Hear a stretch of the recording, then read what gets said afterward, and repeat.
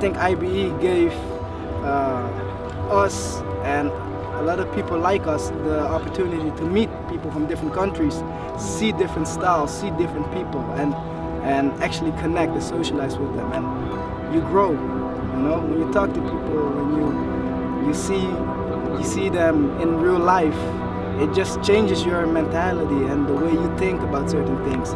And I think it helped a lot of people in Holland, like in a positive way. Yeah, for sure. The Dutch scene in the last 4 years, 5 years, it's got so much better, man. You know, with real contenders and already another generation to come through, you know. This is the lifeblood of what we do, man.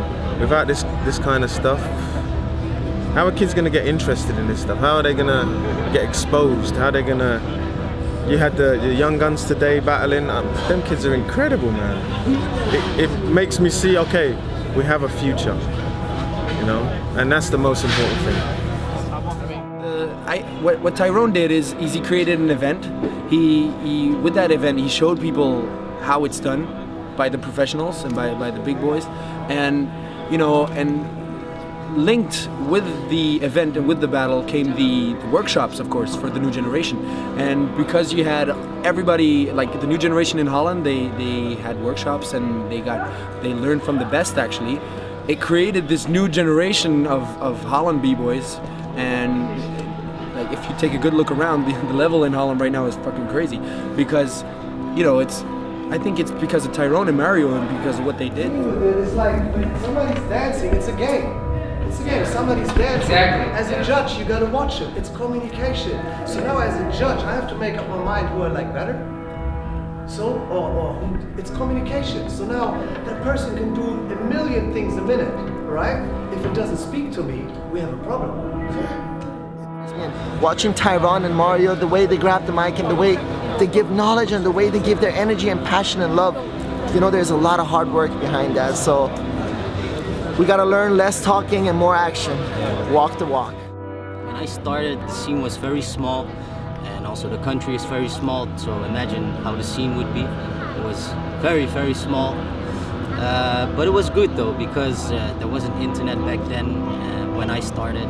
So I didn't learn from footage, I just learned from feeling. So it was good how we started. In terms of the global scene, events like IBE, Freestyle Session UK Champs, they're an integral part of how the direction that the scene takes, you know? IBE is really unique because it is a cultural festival. It's not like it's not just a jam. Suddenly you notice that there aren't these separations. That we're not on a separate island shouting across to somebody else trying to hear what they're saying and misunderstanding. You know, you use the word yourself. Empathy. This thing's flowing underneath. We're parts of a single continent. It meets underneath the water. And with there goes such delight. Blue team, three top MCs. We have dancers. IBE.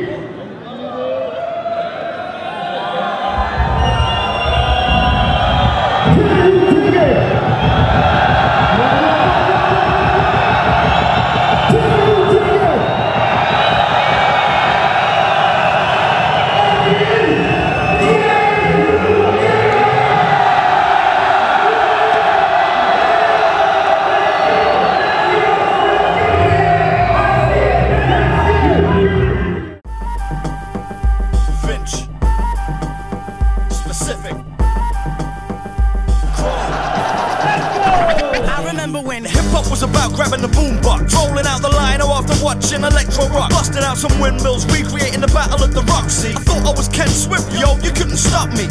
Energetic, pumped up, athletic, pop music, forget it, I was ultra magnetic. Ego tripping, I was funky for real. Headphones around the dome, tuned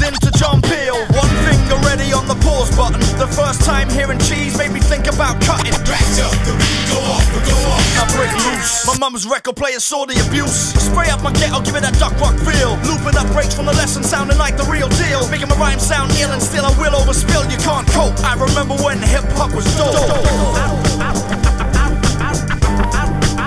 I remember when.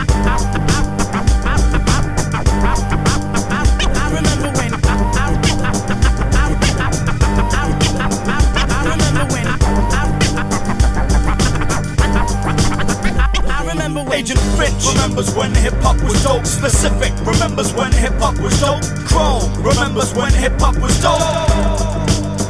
Yo, Agent Finch remembers when hip-hop was dope. Specific remembers when hip-hop was dope. Chrome remembers when hip-hop was dope. Now tell me, do you remember when everyone wore the flight jackets with the hood sit down, massive Def Jam and Public Enemy patches? Troop suits and Gucci caps were kinda crazy, yo. Air Jordans are seen on Cool J's radio. A lot of all the kids at school were wearing matchsticks. I was rocking Pumas with fat laces listening to the rap shit. My Walkman was some whack shit, bigger than my pocket. Didn't really matter though, my tape would still rock it. I used to save up my paper round money, try and put it somewhere safe, but my brother would nick it from me. I still got by and bought that wax. There was just no stopping after hearing these tracks. I was an addict by the age of 10, I'm still hooked. No stone left unturned, every cranny, every nook. Steady digging for the next fix, like Specific and Finch, I can't cope. I remember when hip-hop was dope.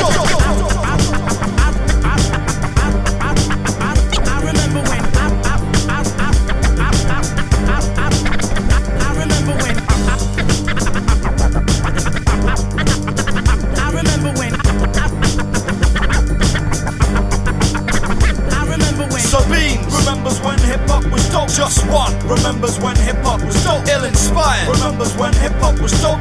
Arrow remembers when hip-hop was dope. ABU remembers when hip-hop was dope.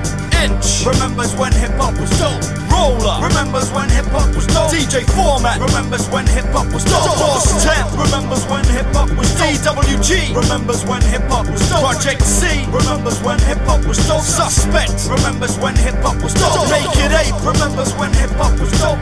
Waxer remembers when hip-hop was dope. Sure D remembers when hip-hop was dope. Real Heads remember when hip-hop was dope.